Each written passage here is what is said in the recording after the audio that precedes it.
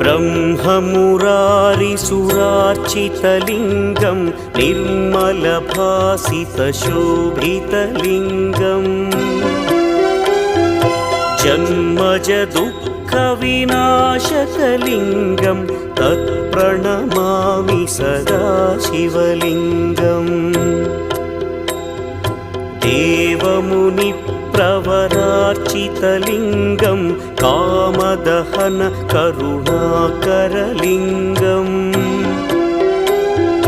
रावणदर्पविनाशकलिङ्गं तत्प्रणमामि सदा शिवलिङ्गम्